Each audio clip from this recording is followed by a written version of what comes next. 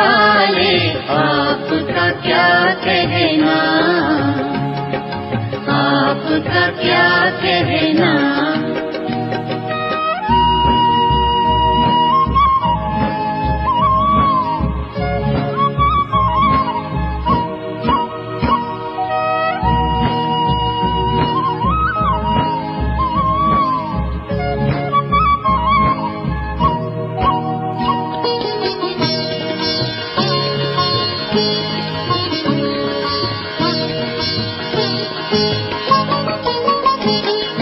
कितनों को आपने राह दिखाई, राह दिखाई हो, राह दिखाई हो। कितनों की आपने बिगड़ी बनाई, बिगड़ी बनाई हो,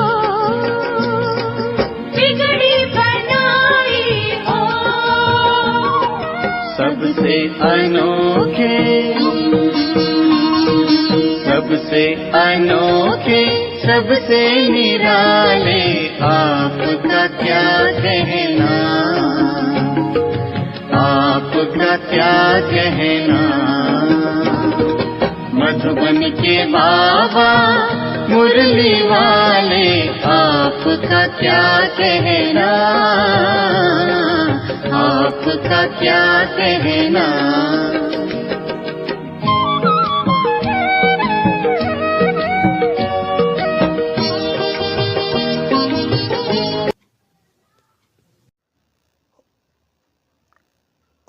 ओम शांति।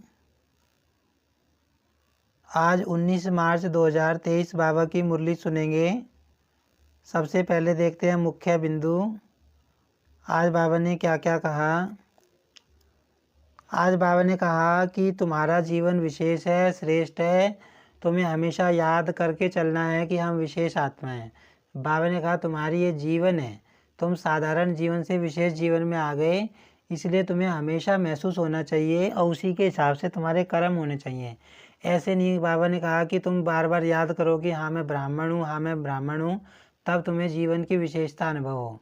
बाबा ने कहा तुम्हें हमेशा ब्राह्मण जीवन की विशेषता में रहना है। अब आगे बाबा ने कहा कि तुमने लक्ष्य रखा था कि हम फरिश्ता बनेंगे अव्यक्त वर्ष में, तो बाबा ने कहा अब तुम चेक करो कि तुम्हारा आकर्षण किसी देहधारी की तरफ तो नहीं है, किसी वस्तु की तरफ तो नहीं है, किसी व्यक्ति की तरफ तो नहीं है, या अपने शरीर की तरफ तो नहीं है। तो बाबा ने कहा चेक करो कि तुम्हारा आकर्षण कितनी % में किसी भी तरफ जाता है, फरिश्ता तुम कितने % में बने हो। फिर आगे बाबा ने पर्सनल मुलाकात करते हुए कहा कि तुम्हें हमेशा बाप की छत्र छाया के अंदर रहना है, तो माया की छत्र छाया से तुम बच जाओगे और हमेशा बेफिक्र रहोगे। फिर आगे बाबा ने बताया कि तुम्हें माया की छाया के अंदर बिल्कुल नहीं जाना। अगर संकल्प से भी, स्वप्न में भी तुम माया के तरफ चले गए तो तुम बहुत परेशान होते रहोगे, संकल्पों के जाल में फंस जाओगे। इसीलिए तुम्हें हमेशा बाबा की छत्र छाया के नीचे रहना है।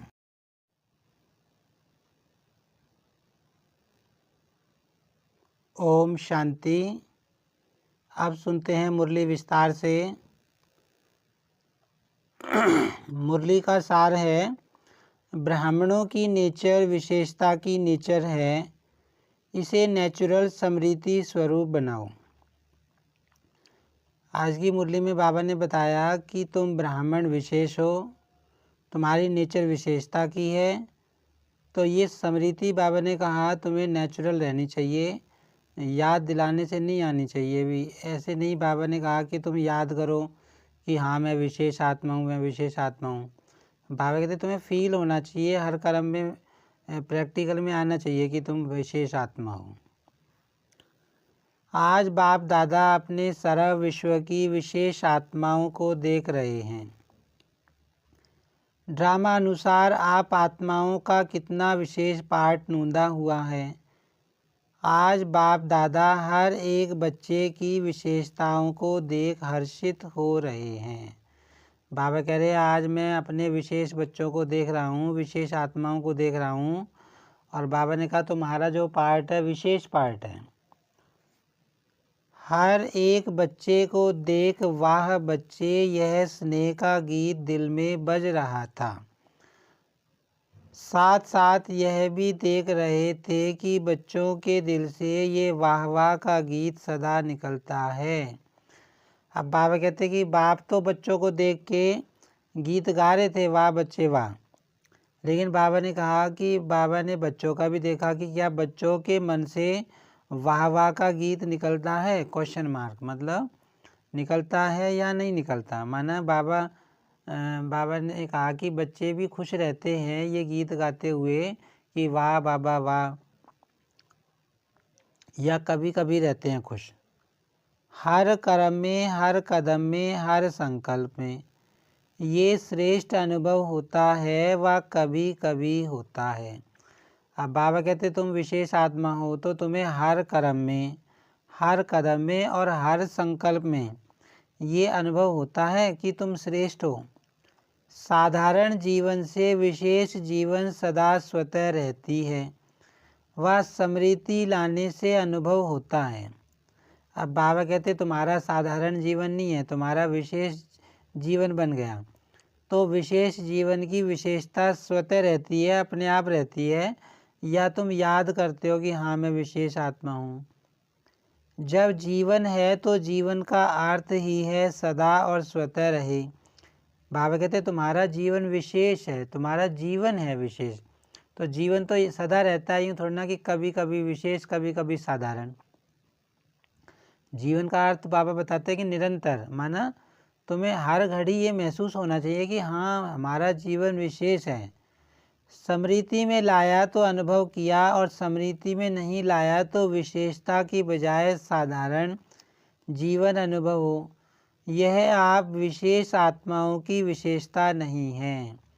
अब बाबा कहते हैं ऐसे नहीं कि जब तुम याद करो तब तो तुम्हारी विशेषता प्रैक्टिकल में आए, तुम विशेषता तुम्हें महसूस हो, और जब याद ना करो तो तुम असाधारण बन जाओ, साधारण मनुष्य बन जाओ। ब्राह्मण जन्म ही विशेष जन्म है, जिसका जन्म ही विशेष है उसका जीवन क्या होगा, विशेष होगा या साधारण। अब बाबा कहते तुम्हारा जो जन्म हुआ है जन्म ही श्रेष्ठ है, बाबा कहते विशेष है, तो तुम्हारा जीवन भी विशेष है। विशेष माने स्पेशल। बाबा कहते तुम्हारा जीवन स्पेशल है, सर दूसरी आत्माओं से स्पेशल है।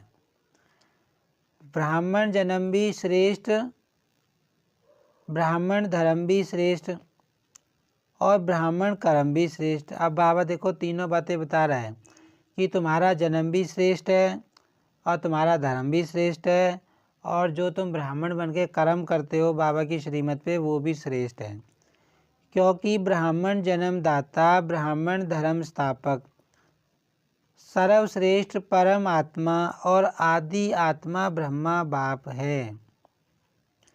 अब बाबा बता रहे कि तुम्हारा जन्म, धर्म और कर्म श्रेष्ठ क्यों है, क्योंकि तुम्हारा जन्म ब्रह्मा मुख के द्वारा हुआ है। स्वयं परमात्मा ने ब्रह्मा मुख के द्वारा तुम्हें अपना बच्चा बनाया है। तो जैसे रचता सर्वश्रेष्ठ तो रचना भी सर्वश्रेष्ठ अर्थात विशेष है। ब्राह्मणों का कर्म विशेष क्यों है, क्योंकि कर्म में फॉलो करने के लिए आप सबके सामने आदि आत्मा ब्रह्मा बाप सैंपल है। अब बाबा कहते तुम्हारे कर्म विशेष क्यों है बताओ। अब बाबा ने जन्म विशेष क्यों है वो तो बता दिया कि भी तुम्हारा परमात्मा के द्वारा जन्म हुआ है, ब्रह्मा मुख के द्वारा तुम्हारा जन्म हुआ है। परमात्मा ने तुमको ब्रह्मा के मुख के द्वारा अपना बच्चा बनाया है, अडॉप्ट किया है, इसलिए तुम्हारा जन्म श्रेष्ठ है। फिर बाबा कहते तुम्हारा कर्म श्रेष्ठ क्यों है। बाबा कहते कर्म इसलिए श्रेष्ठ है क्योंकि तुम फॉलो ब्रह्मा बाप करते हो। ब्रह्मा बाप ने जो पुरुषार्थ किया, ब्रह्मा बाप ने जो कर्म किए, बाबा कहते ब्रह्मा बाप तुम्हारे लिए सैंपल है। कर्म में फॉलो साकार ब्रह्मा बाप को करते हो, इसलिए भाग्य विधाता अर्थात कर्म द्वारा भाग्य की रेखा श्रेष्ठ बनाने वाला ब्रह्मा गाया हुआ है। भाग्य की रेखा का कलम कर्म है, तो श्रेष्ठ कर्म का सहज सिंबल ब्रह्मा बाप है। अब बाबा कहते तुम्हारा भाग्य बना है, तो उसका भाग्य किससे बनता है, श्रेष्ठ कर्म से बनता है। तो बाबा कहते जो श्रेष्ठ कर्म तुम करते हो उसका सिंबल कौन है? ब्रह्मा बाप है। इसलिए आप सभी विशेष पुरुषार्थ का शब्द यही वर्णन करते हो कि बाप समान बनना है। तो ये कहते हैं ना कि हम कितनी बार कहते हैं कि बाप समान बनना है, तो बाबा कहते तुम ब्रह्मा बाप के समान ही तो बनने की कोशिश कर रहे हो। इस अव्यक्त वर्ष में सभी का लक्ष्य क्या रहा? निराकारी स्थिति में निराकार बाप समान अशरीरी स्थिति का अनुभव किया। अब बाबा कहते जो ये वर्ष अव्यक्त वर्ष है इसमें तुम्हारा क्या लक्ष्य रहा? निराकारी स्थिति में निराकार बाप समान अशरीरी स्थिति का अनुभव किया। बाबा पूछ रहे हैं कि क्या तुमने निराकारी बाप के जैसे अपने को अशरीरी स्थिति में अनुभव किया? माना आत्मा महसूस हो, शरीर का भान निकल जाए, ज्योति महसूस हो। साकार कर्म में ब्रह्मा बाप समान बनने का नंबरवार अनुभव किया। तो विशेष जीवन का आधार विशेष जन्म, धर्म और श्रेष्ठ कर्म है। अब बाबा ने बता दिया कि तुम्हारा विशेष जीवन क्यों है। विशेष जीवन 3 कारणों से है। बाबा ने बताया तुम्हारा जन्म भी विशेष है, तुम्हारा धर्म भी विशेष है, और जो तुम कर्म करते हो वो भी तुम्हारे विशेष हैं। जैसे लौकिक जीवन में भी अगर किसी आत्मा का जन्म विशेष राज परिवार में हो, राजकुमार हो व राजकुमारी हो, तो यह विशेषता जन्म की होने के कारण हर समय सदा और स्वतः रहती है। वह बार बार स्मृति में लाते हैं कि मैं राजकुमारी हूँ। सहज याद होती है ना? पुरुषार्थ करते हैं क्या? अब बाबा एग्जाम्पल लेके समझा रहे हैं, उदाहरण लेकर समझा रहे हैं कि जैसे राजा रानी का बेटा होगा, राजकुमार राजकुमारी होगी, तो उसे हमेशा ही स्मृति रहेगी कि मैं राजा का बेटा हूँ। तो उसके सारे कर्म, उसकी चाल ढाल अपने आप उसी ऑटोमेटिक चलती है। तो बाबा कहते हैं उसे बार बार याद थोड़ा दिलाना पड़ता है, मैं राजा का बेटा हूँ तो मैं ऐसे कर्म करूँ, मैं राजा की राजकुमारी हूँ तो ऐसे कर्म करूँ। तो वो बात बाबा कहता है कि तुम ब्राह्मण हो, तुम विशेष आत्मा हो, तुम स्पेशल आत्मा हो, इस दुनिया में स्पेशल आत्मा हो, तो तुम्हारे जो चलन है वो ऑटोमेटिक विशेष होनी चाहिए। बार बार याद कराने की ज़रूरत नहीं होनी चाहिए कि मैं श्रेष्ठ संगम योगी ब्राह्मण आत्मा हूँ। चाहे कर्म अपनी रुचि के कारण कितना भी साधारण हो, लेकिन अपने जन्म की विशेषता भूल जाते हैं क्या? अब बाबा कहते भले वो राजा रानी के बच्चे हैं, राजकुमार राजकुमारी हैं, अपनी इच्छा से कोई साधारण कर्म कर लें तो कर ले, कोई बात नहीं, लेकिन उनको ये स्मृति हमेशा रहती है कि हम राजा के बच्चे हैं। नेचुरल और नेचर बन जाती है। तो आप ब्राह्मण आत्माओं की नेचर क्या है? विशेष है या साधारण है? अभी भी कोई बच्चे जब कोई साधारण कर्म कर लेते हैं तो बाप दादा के आगे अपने को निर्दोष सिद्ध करने के लिए क्या कहते हैं? मैं चाहता नहीं था व चाहती नहीं थी कि ये कर्म करूं, लेकिन मेरी नेचर है इसलिए हो गया। अब बाबा कहते हैं बच्चे क्या कहते हैं कि जब कभी साधारण कर्म कर लेंगे तो कहेंगे बाबा हमारी नेचर ऐसी है इसलिए हमसे हो गया, न चाहते हुए हमसे ये कर्म हो गया। वैसे ये कहना व सोचना यथार्थ है? बाबा कहते हैं अब बताओ, जो तुम ये कहते हो कि मेरी नेचर है, ये सही है? ये सही है, उचित है? मैं कौन? ब्राह्मण जीवन वाले हैं ना, तो ब्राह्मण जीवन वाली आत्मा ये सोच सकती है कि ये मेरी नेचर है, यह कहना राइट है, तो उस समय क्यों बोलते हैं? उस समय ब्राह्मण नहीं बोलता, माया बोलती है। बाबा कह रहा है कि जब तुम यूँ कहते हो ना कि हमसे हो गया, तो बाबा कहते उस समय तुम नहीं बोलते, माया बोलती है। तो जैसे ये साधारण नेचर व मायावी नेचर नेचुरल काम कर लेती है ना, इसलिए कहते हैं चाहते नहीं थे लेकिन हो गया। तो ब्राह्मण नेचर अर्थात विशेषता की नेचर भी नेचुरल होनी चाहिए। जैसे बाबा कहते हैं कि भाई मायावी तुम्हारी नेचर बनी हुई है, कलयुगी संस्कार कोई बने हुए हैं, तो तुम कहते हो बाबा हमारी तो ऐसी नेचर बनी हुई है, हमसे हो जाता है। तो बाबा कहते हैं ऐसी नेचर तुम्हारी ब्राह्मणों की भी तो बन सकती है, विशेषता वाली नेचर भी तो बन सकती है, जिससे हर कर्म विशेष हो, ऑटोमेटिक नेचुरल चीज़ सदा रह सकती है। तो विशेष जीवन की स्मृति नेचर के रूप में नेचुरल होनी चाहिए, वह कभी भूलना कभी याद होना। तो बाबा कहते हैं कि बाबा का कहने का भाव क्या है कि विशेष ब्राह्मण जीवन जो है तुम्हारा विशेष जीवन है, वो तुम्हारे कर्म में ऑटोमेटिक आना चाहिए। जैसे इस दुनिया में भाई कोई एमपी बन जाए, एमएलए बन जाए, उसका बेटा हो, उसकी चाल ढाल से ऑटोमेटिक महसूस होता है, वो गली में निकलेगा तो महसूस होएगा कि हाँ भाई ये फलाने का बेटा है, मतलब उसको उसका नशा रहता है। तो वो चीज़ बाबा बता रहे हैं। तो सदा स्मृति स्वरूप में रहो। बाबा कहते भूलो नहीं, सदा स्मृति रहे कि हाँ मैं कौन हूँ तो मैं आत्मा तो हूँ, लेकिन कौन सी आत्मा हूँ। स्मृति लाने वाले नहीं, स्मृति स्वरूप। इसलिए बाप दादा देख रहे थे। अव्यक्त वर्ष समय प्रमाण समाप्त हुआ, लेकिन बाप दादा समान स्वयं को संपन्न बनाया। अब बाबा कहते जो पिछला वर्ष था अव्यक्त वर्ष, वो तो बीत गया, तो क्या तुमने बाबा के समान अपने को संपन्न बनाया है? क्वेश्चन मार्क है। इस अव्यक्त वर्ष का विशेष लक्ष्य रखा कि अव्यक्त अर्थात फरिश्ता स्वरूप बनना और बनाना है। बाबा ने कहा तुमने क्या लक्ष्य रखा था पिछले साल के लिए कि हमको अव्यक्त बनना है, फरिश्ता बनना है। सभी ने यही लक्ष्य रखा था ना, फिर रिजल्ट क्या निकली? बाबा कहते चलो तुमने लक्ष्य रखा था, तो अब देखो रिजल्ट क्या निकली उसकी। अपने आप को चेक किया, फरिश्ता भव का वरदान भी वरदाता से मिला, तो वरदान और लक्ष्य दोनों की स्मृति से कहाँ तक सफलता अनुभव की है। अब बाबा कहते बाप से भी तुमको वरदान मिला फरिश्ता भव का, तो और तुमने लक्ष्य भी रखा कि हमें फरिश्ता बनना है। तो बाबा कहते दोनों के कारण अब ये चेक करो कि तुमने कहाँ तक सफलता पाई। ये सूक्ष्म चेकिंग स्वयं की। अब बाबा पूछ रहा है कि क्या तुमने सूक्ष्म चेकिंग की कि पिछले साल तुमने जो लक्ष्य रखा था कि हम अव्यक्त फरिश्ता बनेंगे, तो बाबा कहते क्या वो पूरा हुआ? वह ये सोचा कि अव्यक्त वर्ष पूरा हुआ, यथाशक्ति जितना भी अनुभव किया उतना ही ड्रामा अनुसार ठीक रहा।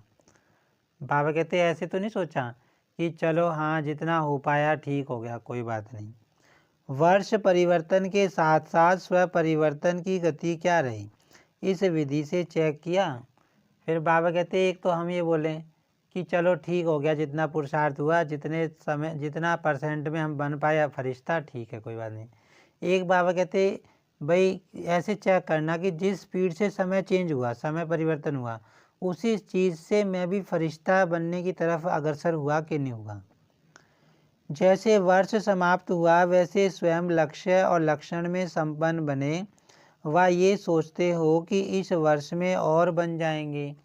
अब बाबा कहते हैं भाई साल तो बीत गया, तो साल बीतने के बाद तुम कितना % में बने फरिश्ता? तो बाबा कहते ऐसे है, अपनी चेकिंग करते हो या यूँ सोचते हो कि कोई बात नहीं अब की साल बन जाएंगे, अब के नहीं बने तो क्या हो गया। समय और स्वयं की गति समान रही, वैसे तो समय से भी स्वयं की गति तीव्र होनी है, क्योंकि समाप्ति के समय को लाने वाली आप विशेष आत्माएं निमित्त हो। बाबा पूछ रहा है, बाबा कह रहा है कि जिस स्पीड से समय बदला उसी स्पीड से तुम भी बदले, तुम्हारा भी परिवर्तन हुआ या नहीं हुआ? बाबा कहते हैं वास्तव में तुम्हारी स्पीड तेज होनी चाहिए, क्योंकि समय को बदलाने वाले भी तुम हो, क्योंकि समाप्ति के समय को लाने वाली आप विशेष आत्माएं निमित्त हो। तीव्र गति से वर्ष तो संपन्न हो गया, मालूम हुआ वर्ष कैसे पूरा हो गया, तो चेक करो मुझ विशेष आत्मा की परिवर्तन की गति तीव्र रही, वह कभी तीव्र कभी मध्यम रही। अब बाबा चेक करने के लिए कह रहे हैं कि चेक करो कि भाई समय जिस हिसाब से चेंज हुआ उसी हिसाब से तुम्हारी भी परिवर्तन की गति रही या नहीं रही। फरिश्ता अर्थात जिसका पुराने संस्कार और संसार से रिश्ता नहीं। तो चेक करो पुराने संसार की कोई भी आकर्षण, चाहे संबंध रूप में, चाहे अपने देह की तरफ आकर्षण व किसी देहधारी व्यक्ति की तरफ आकर्षण, कोई वस्तु की तरफ आकर्षण कितने % में रही। अब बाबा फरिश्ता का अर्थ बता रहे हैं। फरिश्ता किसको बोलते हैं? जिसका इस दुनिया से कोई रिश्ता नहीं होता, इस संसार से कोई रिश्ता नहीं, उसके सारे रिश्ते बाबा से हैं।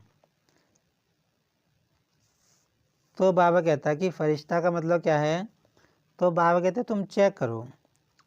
क्या चेक करो? कि तुम्हारी बुद्धि इस दुनिया के किसी संबंध की तरफ तो नहीं खींची, अपनी शरीर की तरफ तो नहीं खींची, किसी देहधारी व्यक्ति की तरफ तो नहीं खींची, या किसी वस्तु की तरफ तो नहीं खींची, और खींची तो कितने % में खींची। मतलब हमारा आकर्षण इन 4 चीज़ों की तरफ तो नहीं गया, अपने शरीर की तरफ, देहधारी की तरफ, वस्तु की तरफ और संबंध की तरफ। ये 4 चीज़ें बाबा बता रहा है कि तुम चेक करो हमारी बुद्धि इन चारों चीज़ों की तरफ कितना खींची। ऐसे ही पुराने संस्कार की आकर्षण चाहे संकल्प रूप में, वृत्ति के रूप में, वाणी के रूप में, संबंध संपर्क अर्थात कर्म के रूप में कितना % रही। फिर बाबा पूछ रहे हैं कि जो तुम्हारे पुराने संस्कार हैं कलयुगी, उन संस्कारों को भी चेक करो कि संकल्प में, वृत्ति में और वाणी में और संबंध संपर्क अर्थात कर्म में वो संस्कार कितने पॉपअप हुए। जो हमारे कलयुगी संस्कार थे बाबा के बनने से पहले, वो संस्कार हमारे उन्होंने भी हमको खींचा अपनी तरफ या नहीं खींचा। फरिश्ता अर्थात डबल लाइट, तो निजी लाइट स्वरूप स्मृति स्वरूप में कहाँ तक रहा। साथ साथ लाइट अर्थात हल्कापन स्व के परिवर्तन के पुरुषार्थ में कहाँ तक लाइट अर्थात हल्के रहे। अब बाबा फरिश्ता का मतलब एक और अर्थ बता रहे हैं, डबल लाइट मतलब खुद का लाइट स्वरूप, मतलब खुद को आत्मा समझ के चले, कितने समय तक चले, ये बाबा पूछ रहा है, चेक करो। और दूसरा बाबा लाइट का अर्थ बताता है, डबल लाइट बताया ना बाबा ने। एक तो लाइट होगी, बाबा कहते हैं अपने को लाइट समझ के चलो, मतलब ज्योति बिंदु आत्मा समझ के चलो, कितना समझ के चले। दूसरा बाबा बता रहा है कि अपने को जो है तुम हल्का कितने महसूस हुआ, अपने को हल्कापन कितना महसूस हुआ। लाइट माने हल्का, बिल्कुल लाइट वेट। इसका मतलब क्या है? बाबा कहता है कि तुम्हारा मन हल्का रहा या बुद्धि खींची किसी चीज़ की तरफ। हल्के का मतलब क्या होता है कि हम हल्के हैं या नहीं हैं, ये कैसे पता चलेगा? ये अगर हम योग में बैठ जाएं और योग में अगर हमारी बुद्धि किसी काम की तरफ खिंच रही है, व्यक्ति की तरफ खिंच रही है, वस्तु की तरफ खिंच रही है, तो हम हल्के नहीं हैं, हम बोझ वाले हैं, ये बाबा कहता है। मन अर्थात संकल्प शक्ति में व्यर्थ को समर्थ में परिवर्तन करने में अर्थात व्यर्थ के बोझ को हल्का करने में कहाँ तक सफल रहे। अब बाबा पूछ रहा है कि एक चेकिंग और करो। कौन सी चेकिंग करनी है? कि जो तुम्हारे मन में व्यर्थ संकल्प चल रहे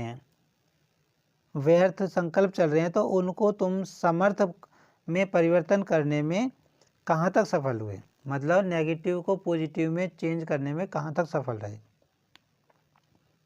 इसी प्रकार व्यर्थ समय, व्यर्थ संग, व्यर्थ वातावरण, इस सब में कहाँ तक परिवर्तन करने में हल्के रहे। बाबा कहते हैं तीनों चीज़ चेक करो कि तुम व्यर्थ समय तो नहीं गवाया, व्यर्थ संग तो नहीं किया और व्यर्थ वातावरण में तो नहीं बैठे। ब्राह्मण परिवार के संबंध में, सेवा के संबंध में कहाँ तक हल्के रहे। इसको कहा जाता है फरिश्तापन के तीव्र गति की स्थिति।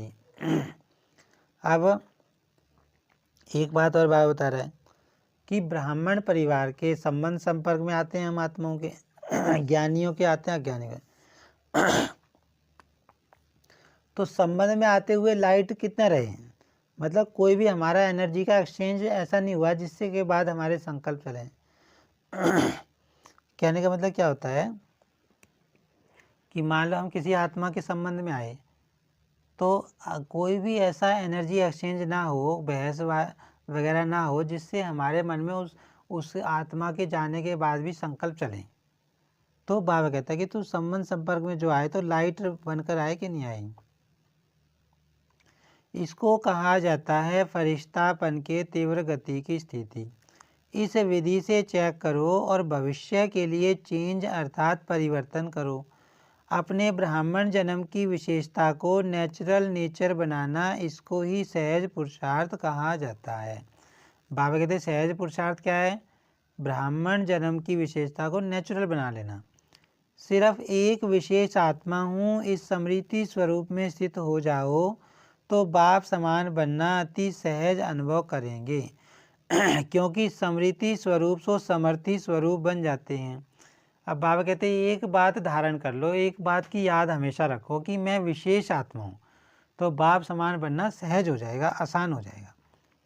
वर्ष तो पूरा हुआ, बाप दादा रिजल्ट तो देखेंगे ना, तो रिजल्ट में यथाशक्ति मेजॉरिटी हैं और सदा शक्तिशाली यथाशक्ति के मेजॉरिटी में माइनॉरिटी हैं। स्मृति दिवस भी बहुत स्नेह से मनाया।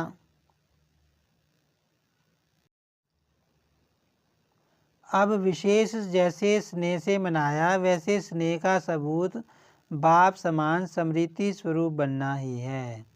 सुना रिजल्ट, आगे क्या करना है? यथाशक्ति या सदा शक्ति स्वरूप। बाबा कहते भाई अपने सामर्थ्य के अनुसार शक्तिवान बनोगे या सदा शक्ति स्वरूप बनोगे। तो देखेंगे इस वर्ष में मेजॉरिटी सदा शक्तिशाली का सबूत कहाँ तक देते हैं। बाबा कहते हम देखेंगे कि तुम सदा शक्तिशाली कितना समय रहते हो। टीचर्स क्या समझती हो, किस लाइन में आएंगे? सदा शक्तिशाली। सदा शक्तिशाली का मतलब क्या होता है? हर घड़ी आत्मा शक्तिशाली बन के चले। यूँ नहीं भाई एक दिन शक्तिशाली बन के रहेगी, कल माया आ गई तो हिल गई, हलचल में आ गई। वो बाबा कहता है कि सदा शक्तिशाली। सबका टीवी में फ़ोटो निकल रहा है, क्या भी हो जाए, कैसी भी परिस्थिति बन जाए, लेकिन सदा शक्तिशाली। नाम नोट होते हैं ना, कौन कौन किस ग्रुप में आए। अभी टीचर्स का सम्मेलन होने वाला है ना, तब तक की रिजल्ट सभी टीचर्स की क्या होगी। जिसको करना होता है वो कब को नहीं सोचता है। दृढ़ संकल्प का अर्थ है अब। बाबा कहते भाई जिसका लक्ष्य हो, जिसको लगन हो, वो ये नहीं सोचेगा कभी कर लेंगे, कोई बात नहीं। बाबा कहते उसका दृढ़ संकल्प होता है कि अभी करना है। साधारण संकल्प का अर्थ है कब हो जाएगा, तो कब वाले हो या अब वाले हो। बाबा कहते तुम साधारण संकल्प करते हो क्या कि कोई बात नहीं कल हो जाएगा, परसों संपन्न बन जाएंगे, एक साल बाद बन जाएंगे, या अब वाले हो कि ना अभी बनना है, अभी बनेंगे। शक्ति सेना बहुत बड़ी सेना है, कब वाली हो या अब वाली हो। पांडव क्या समझते हो? देखो नाम सबके नोट हैं, अभी नाम नहीं सुनाते हैं, आखिर वो समय भी आएगा जो नाम सुनाएंगे। बाबा कहते अभी हम नाम नहीं सुना रहे। समझा? सबसे ज़्यादा संख्या किस जॉन की आई है? देखेंगे पंजाब इंदौर क्या कमाल दिखाते हैं। ये जॉन में बटे हुए हैं ना, जो क्षेत्र हैं जॉन में बटे हुए हैं। तो बाबा कहते कि पंजाब जॉन इंदौर जॉन क्या कमाल करके दिखाएंगे। टीचर्स भी ज़्यादा आती हैं, संख्या ज़्यादा तो टीचर्स भी ज़्यादा होती। पंजाब वाले नंबर वार लेंगे या सेकंड? इंदौर भी नंबर 1 लेंगे? तो बाबा पूछ रहे हैं कि इंदौर भी नंबर 1 लेगा या नहीं लेगा। और कर्नाटक क्या करेंगे, कौन सा नाटक दिखाएंगे? कर्नाटक तो हीरो नाटक दिखाना, ऐसा वैसा नहीं दिखाना। बाबा कहते कि कर्नाटक का अर्थ क्या है? कर्नाटक। तो बाबा कहते कि हीरो पार्टधारी का नाटक दिखाना, ऐसा वैसा नहीं कि बाबा माया आ गई तो हम कमज़ोर हो गए, वो बाबा कह रहे हैं। और महाराष्ट्र तो महान ही बनेंगे ना। और यूपी को क्या कहते हैं? यूपी में नदियां हैं, अर्थात यूपी पतित को पावन करने वाली है। पावन बनने बनाने में नंबर 1, तो यूपी वाले भी नंबर 1 बनेंगे। इस समय तो कोई भी नंबर 2 नहीं कहेंगे। राजस्थान तो है ही लकी, जो राजस्थान में ही चरित्र भूमि है। हेड क्वार्टर राजस्थान में है ना, तो जहाँ हेड क्वार्टर है वो क्या बनेंगे? अब बाबा राजस्थान वालों से बात कर रहा है कि राजस्थान में तो बाबा का सेंटर है, मेन सेंटर है, हेडक्वार्टर है। तो हेडक्वार्टर वाले क्या बनेंगे? हेड बनेगा ना। सभी खुशी से कह रहे हैं नंबर 1, लेकिन वहाँ जाकर ऐसे नहीं कहना कि क्या करें, कर नहीं सकते, चाहते तो नहीं लेकिन हो जाता है। ऐसी भाषा सोचना भी नहीं। अब बाबा कह रहे हैं कि बाबा के सामने तो सब कह रहे हैं हाँ बाबा हम ऐसे करेंगे, नंबर 1 बनेंगे, यूँ करेंगे। बाबा कहते हैं अपने घर पे जाके, सेंटर पे जाके यूँ मत कहना कि क्या हो बाबा, माया आ गई, चाहते तो हैं, नहीं हो पा रहा, कर नहीं पा रहे।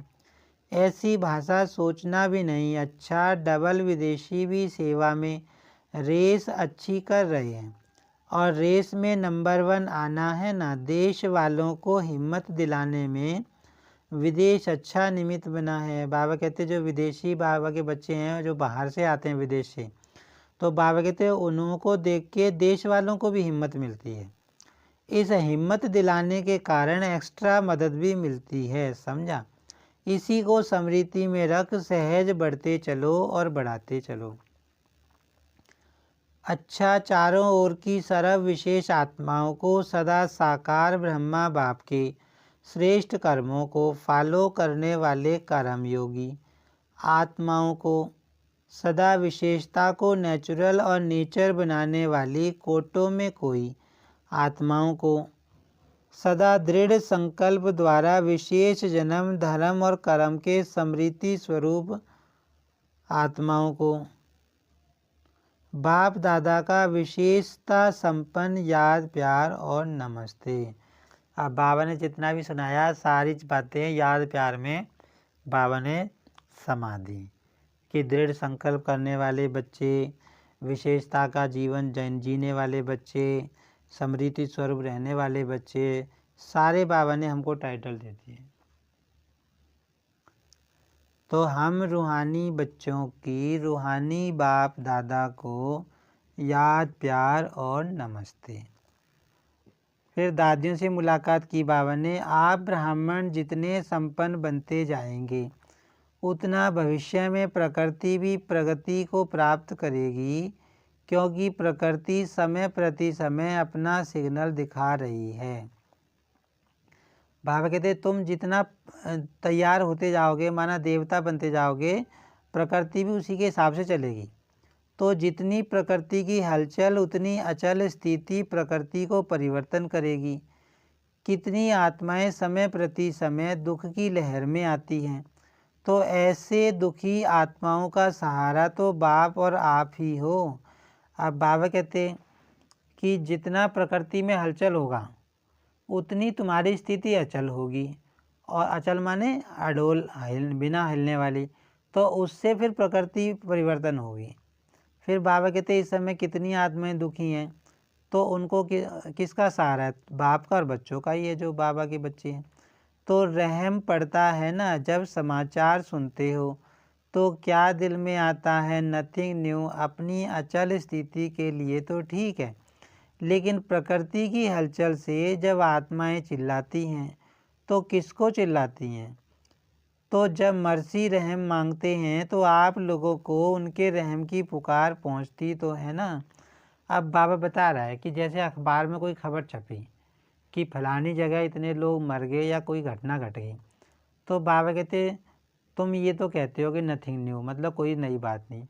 तो वो तो अपनी अवस्था को जमाने के लिए तो ठीक है, लेकिन बाबा कहते आत्माएं जो दुखी हैं, जो आत्माएं गुजर गई और उनके जो सगे संबंधी रह गए, उनको जो दुख रहता है, तो वो जो पुकारती हैं, चीख पुकार करती हैं आत्माएं, तो वो तुमको महसूस होती हैं। बाबा कहते रहम दिल बनते हो जब, तो आप लोगों को उनके रहम की पुकार पहुंचती तो है ना। ये छोटी छोटी आपदाएं और तड़पाती हैं। अब कहीं भी कोई घटना घट जाती है तो बाबा कहते वो बच्चों आत्माओं को तड़पाती तो है ना। जो उनके घर वाले रह जाते हैं तो उनको दुख होता है। ब्राह्मण संपन्न हो जाओ तो दुख की दुनिया संपन्न हो जाए। अब बाबा कहते तुम तैयार हो जाओ, तुम देवता बन जाओ तो ये दुनिया भी समाप्त हो जाए। तो रहम पड़ता है या नहीं? रहम पड़ता है तो फिर क्या करते हो? फिर भी ईश्वरीय परिवार के हैं ना, तो परिवार का कोई भी दुख सुख में परिवर्तन करने का संकल्प तो आता है ना। कोई परिवार में बीमार भी हो तो क्या संकल्प होता है, जल्दी ठीक हो जाए। तो चिल्लाते चिल्लाते मरना और एक धक से परिवर्तन होना, फ़र्क तो है ना। अब बाबा समझा रहे हैं कि भाई जैसे मान लो घर में कोई बीमार हो जाए तो हमारा क्या संकल्प चलता है कि ये भी ठीक हो जाए।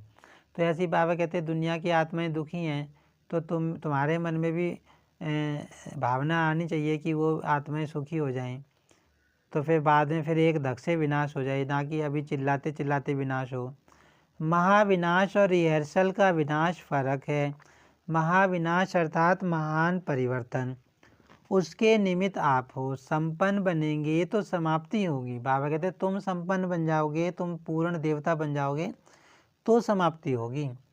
तो जो परेशान है वो तो समझते हैं कि प्रत्यक्षता का पर्दा खुल जाए, लेकिन स्टेज पर आने वाले हीरो एक्टर संपन्न तैयार होने चाहिए ना, तब तो पर्दा खुलेगा कि आधे में खुल जाएगा।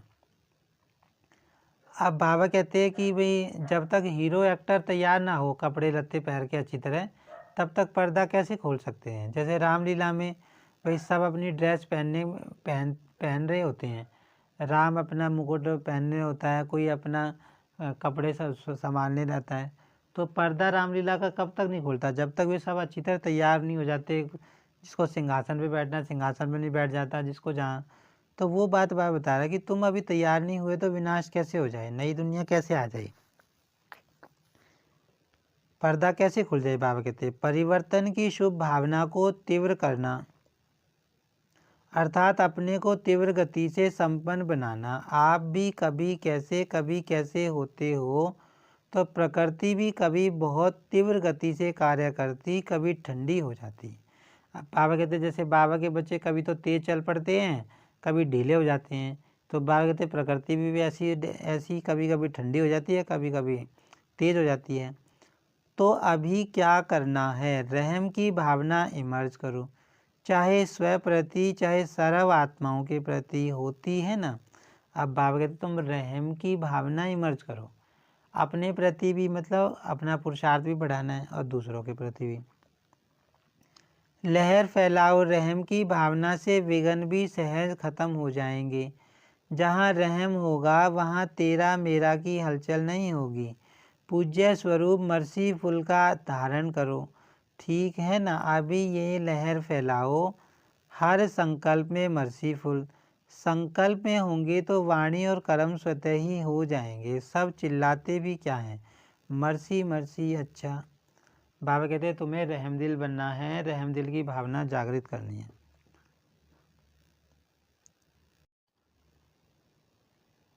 फिर अव्यक्त बाप दादा की पर्सनल मुलाकात। माया की छाया से बचने का साधन है बाप दादा की छत्र छाया। सदा अपने को बाप दादा की छत्र छाया के नीचे रहने वाली सदा सेफ आत्माएं अनुभव करते हो। बाबा कहते कि किसके नीचे रहते हो, सदा छत्र छाया है या कभी बाहर निकल जाते हो, या है बाप की छत्र छाया या है माया की छाया। बाबा कहते एक ही छाया होगी, चाहे तो तुम अपने बाबा की छाया में रह लो चाहे माया की। तो माया की छाया से बचने का साधन है छत्र छाया। तो छत्र छाया में रहने वाले कितने खुश रहेंगे, क्योंकि बेफिक्र बादशाह हो गए ना। अब बाबा कहते जो आत्मा बाबा की छत्र छाया के नीचे रहेगी वो तो बेफिक्र बन जाएगी, खुश रहेगी।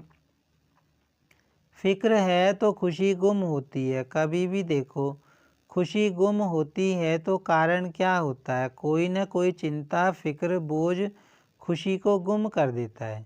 और खुशी गुम हुई, कमज़ोर हुए तो माया की छाया का प्रभाव पड़ ही जाता है। अब बाबा कहते कि बोझ, जब भी बोझ आता है खुशी गुम क्यों हो जाती है, उसका कारण बाबा बता रहे हैं कि जब कोई बोझ महसूस होता है, कोई चिंता महसूस होती है, फिक्र आती है, तब हो जाती है। फिर बाबा कहते हैं खुशी गुम हुई फिर तुम कमज़ोर हो जाते हो, और कमज़ोर हुए तो माया की छाया पड़ जाती है। कमजोरी माया का आह्वान करती है, जैसे शारीरिक कमजोरी बीमारियों का आह्वान करती है, तो आत्मिक कमजोरी माया का आह्वान करती है।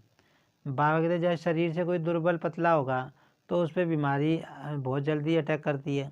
ऐसे ही बाबा कहते अगर तुम संकल्पों से शक्तिशाली नहीं हो, आत्मा कमज़ोर है, तो माया बहुत आएगी। फिर उस छाया से निकलने में कितनी मेहनत करनी पड़ती है। अगर माया की छाया स्वप्न में भी पड़ गई तो स्वप्न भी परेशान करेगा। बाबा कहते सपने में भी माया आ गई तो वो भी परेशान करेगी। फिर ब्राह्मण से क्षत्रिय बन जाते हैं तो युद्ध करनी पड़ती है। क्षत्रिय जीवन मेहनत की है और ब्राह्मण जीवन खुशी की है, तो क्या पसंद है? कभी कभी युद्ध करनी पड़ती है। युद्ध करना अच्छा लगता है। छोटे से भी व्यर्थ संकल्प की छाया कितनी मेहनत कराती है। इसलिए सदा बाप की याद की छत्र छाया में रहो। बाबा कहते हैं जब कोई नेगेटिव संकल्प चलने लग जाता है, बहुत तेज चलते हैं, तो कितनी मेहनत करनी पड़ती है वापस आने में। तो यही बाबा कह रहा है कि माया की छाया पड़ जाती है तो बहुत मेहनत करनी पड़ती है लौटने में।